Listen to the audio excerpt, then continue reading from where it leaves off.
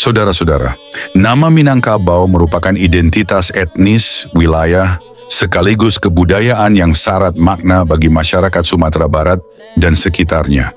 Pendapat mengenai asal-usulnya beragam, mulai dari tradisi lisan yang diwariskan turun-temurun melalui cerita rakyat dan tambo, hingga analisis ilmiah dari para ahli sejarah, linguistik, antropologi, dan sosiologi.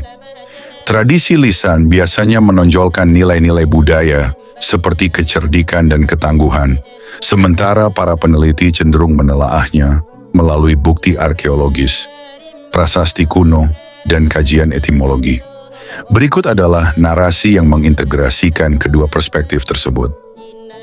Dalam tradisi lisan Minangkabau, termasuk Tambo Alam Minangkabau dan cerita rakyat yang dituturkan dari generasi ke generasi, asal-usul nama Minangkabau dikaitkan dengan legenda adu kerbau yang melambangkan kecerdikan masyarakat setempat.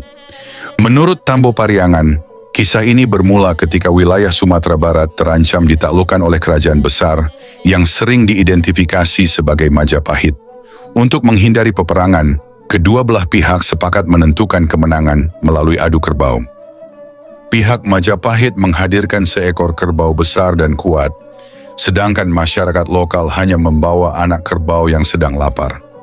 Anak kerbau tersebut dipasangi tanduk palsu dari pisau tajam, disebut minang atau taji runcing.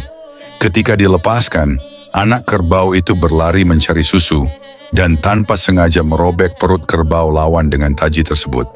Kemenangan ini kemudian melahirkan ungkapan Manangkabau, menang kerbau, yang lama-kelamaan berubah menjadi Minangkabau. Legenda ini menjadi simbol bahwa kecerdikan dapat mengalahkan kekuatan semata. Kisah tersebut juga direfleksikan dalam arsitektur rumah gadang yang atapnya menyerupai tanduk kerbau. Selain itu, Tambo juga menyebut asal-usul nenek moyang Minangkabau dari Lagundi nan Baselo di lereng Gunung Marapi, tempat tokoh-tokoh seperti Datuk Ketumanggungan dan Datuk Perpatih nan Sabatang membentuk dasar adat matrilineal Minangkabau. Sementara itu, saudara, para peneliti modern memberikan beberapa interpretasi alternatif mengenai asal-usul istilah Minangkabau.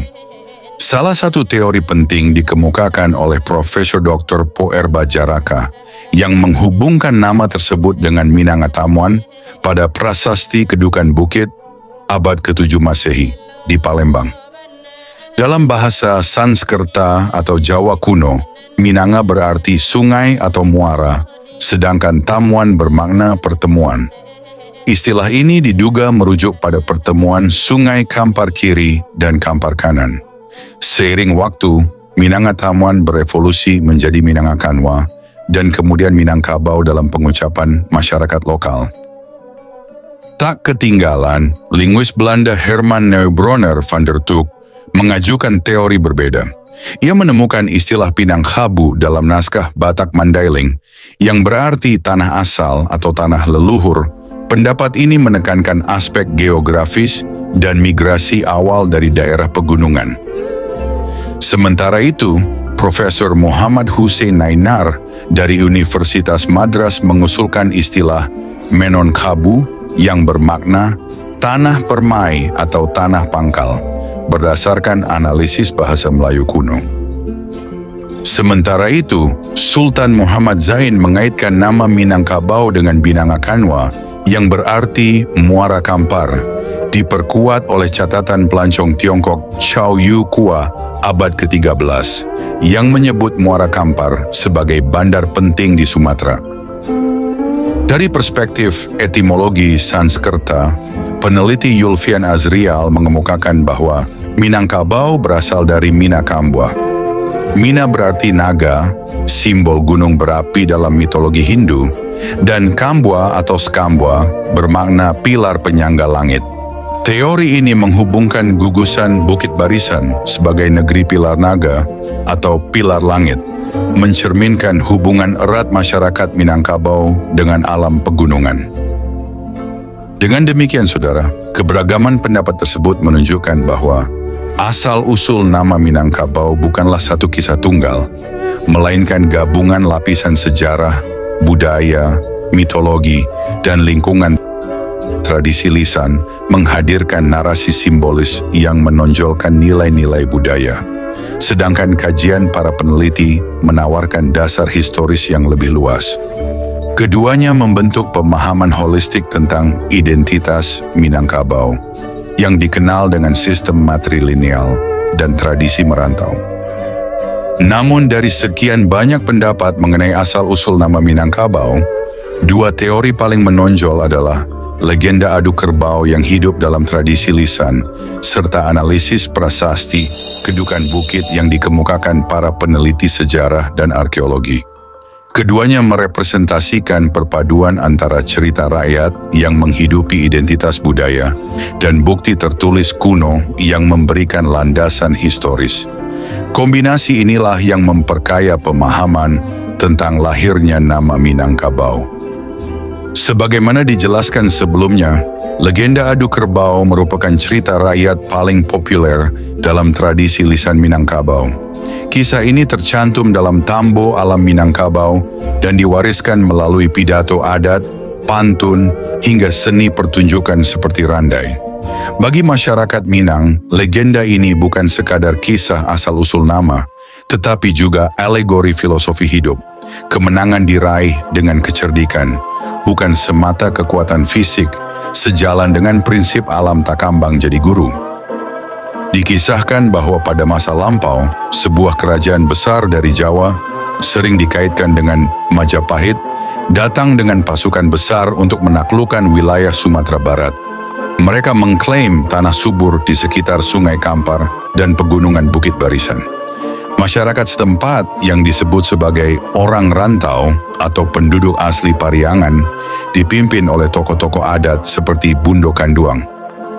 Untuk menghindari perang besar, kedua belah pihak sepakat mengadakan adu kerbau di Padang Kotorana.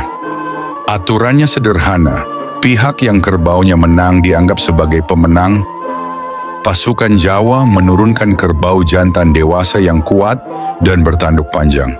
Sementara itu, masyarakat Minangkabau memilih anak kerbau betina yang baru lahir dan sedang lapar. Mereka memasang tanduk bambu runcing, minang atau taji di kepalanya. Ketika pertandingan dimulai, anak kerbau itu berlari ke arah kerbau Jawa karena mengira ia menemukan induknya. Kerbau besar itu membungkuk, dan saat itulah taji runcing menembus perutnya hingga membuatnya mati seketika. Pasukan Jawa pun mundur dalam kekalahan. Dari kemenangan ini lahir sorakan Manangkabau, artinya menang kerbau, yang kemudian berkembang menjadi Minangkabau. Versi Tambo lain menafsirkan Minang sebagai puncak atau simbol kemenangan, yang tercermin pula dalam bentuk atap rumah gadang yang melengkung seperti tanduk kerbau. Legenda ini diabadikan dalam arsitektur, seni ukir, dan praktik adat, sekaligus menjadi pengingat nilai matrilineal yang menempatkan perempuan sebagai pusat kekuatan sosial, diibaratkan seperti anak kerbau betina yang cerdik. Di Pariangan, cerita ini dikaitkan dengan tokoh Datuk Nanti Gotarimo. Meskipun dianggap mitos, kisah ini memiliki resonansi sejarah, termasuk catatan dalam Nagara Kretagama abad ke-14 yang menyinggung konflik Majapahit di Sumatera. Teori kedua lebih bersifat ilmiah dan dipopulerkan oleh Profesor Purbajaraka. Ia mendasarkan kajiannya pada salah satu prasasti tertua di Nusantara, yakni Prasasti Kedukan Bukit, yang memberikan pijakan arkeologis bahwa bentuk awal istilah Minangkabau sudah ada sejak era Sriwijaya. Prasasti ini ditemukan di Palembang dan bertarikh 682 Masehi. Ditulis pada batu andesit dengan aksara Palawa, prasasti tersebut memuat catatan Raja Sriwijaya Nasa tentang ekspedisi militer pada 9 Juni 682 Masehi. Ia bertolak dari sebuah tempat bernama Minangatamuan, membawa pasukan melalui jalur sungai menuju Sriwijaya, dan berhasil memperluas kekuasaan kerajaan. Menurut Purbajaraka, Minanga berasal dari kata Sanskerta yang berarti sungai besar atau muara, sedangkan Tamuan berasal dari bahasa Jawa kuno yang berarti pertemuan atau konvergensi. Ia menafsirkan Minanga Tamuan sebagai wilayah pertemuan sungai Kampar Kiri dan Kampar Kanan di Sumatera Barat, pusat awal peradaban Minangkabau, dan lokasi strategis perdagangan sejak masa Sriwijaya.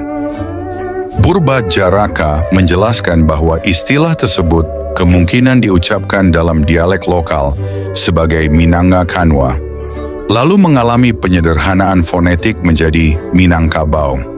Proses ini diperkuat migrasi penduduk Sriwijaya ke pedalaman Minangkabau setelah melemahnya kerajaan pada abad ke-11. Bukti pendukung lainnya muncul dalam dokumen Portugis abad ke-16 yang menyebut wilayah Kampar sebagai Menancabo, serta peta Belanda abad ke-17 yang sudah menggunakan nama Minangkabau. Teori ini mendapat dukungan arkeolog seperti K. C. Crook dan Buhari melalui penemuan prasasti serupa di Talang Tuwo 684 Masehi. Beberapa ahli seperti Hamka memang mengajukan tafsir berbeda, tetapi Purbajaraka menegaskan bahwa analisis linguistik dan topografi sungai lebih kuat mendukung Sumatera Barat sebagai lokasi Minanga Tamuan. Kedua teori ini tidak perlu dipertentangkan. Legenda adu kerbau memberi nyawa dan makna identitas budaya Minangkabau, sementara prasasti Kedukan Bukit menyediakan akar historis yang dapat ditelusuri. Bersama-sama, keduanya menghadirkan gambaran utuh tentang bagaimana nama Minangkabau lahir dari interaksi antara alam, tradisi, dan perjalanan sejarah manusia. Saudara-saudara, selain itu, ada satu cara untuk mengetahui nama tempat atau daerah, yaitu toponimi. Pemberian nama tempat melalui teknik toponimi merupakan proses penelusuran asal-usul suatu nama berdasarkan faktor-faktor yang memengaruhinya. Secara umum, penamaan toponim didasarkan pada 3 aspek utama, yaitu perwujudan, masyarakat, dan kebudayaan.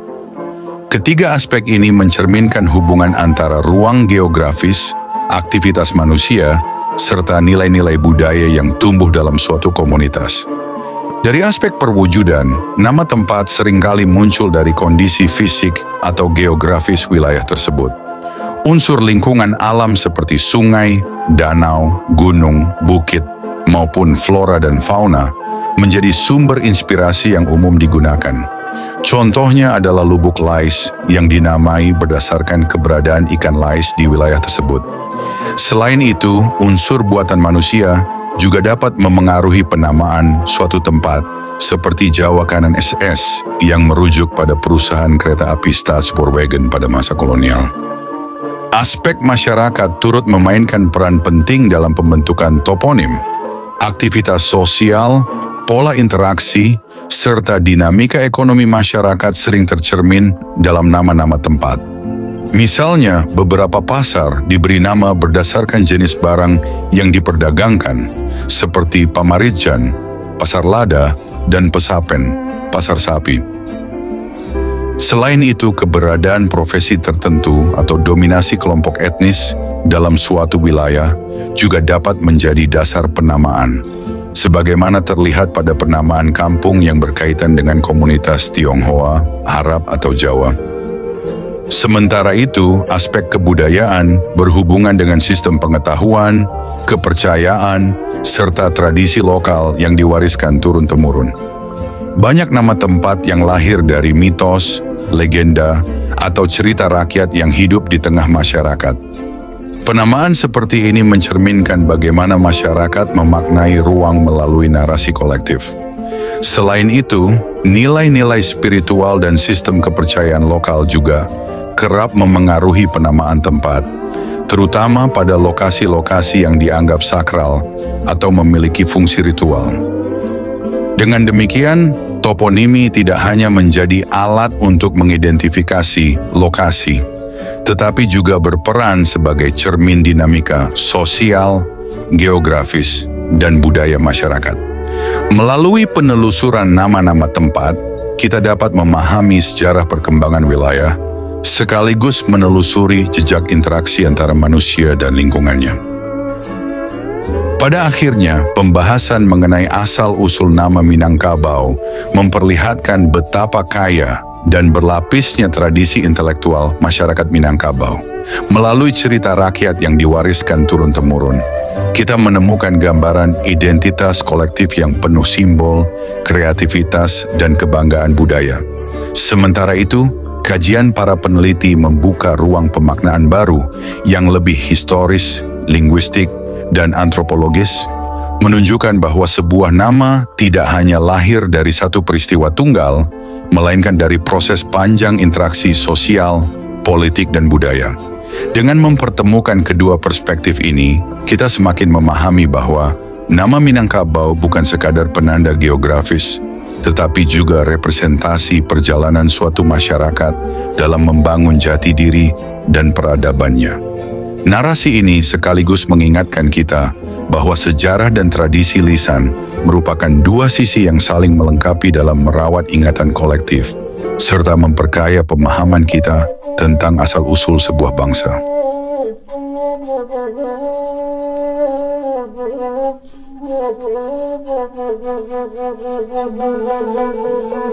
Nan singgalang tanahnya tinggi jatuh kasih labadai darai sembah labadain ko ai nala malang untung dehen kini dalam kasih labacarai cara sembah labadain ko ai nangkarimbo mangarang ato takarang ato orang pa inaan sembah labadain ko ai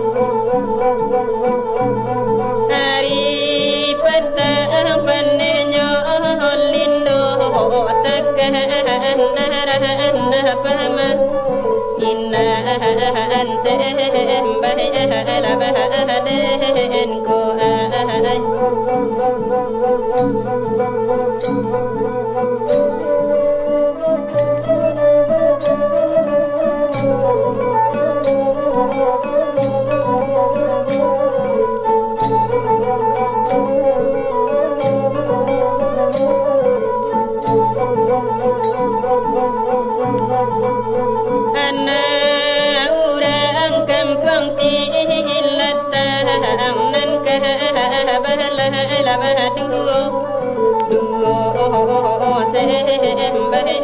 labadain ko ai bansai urang dape batinggang denah bahuraya mato sembah labadain ko ai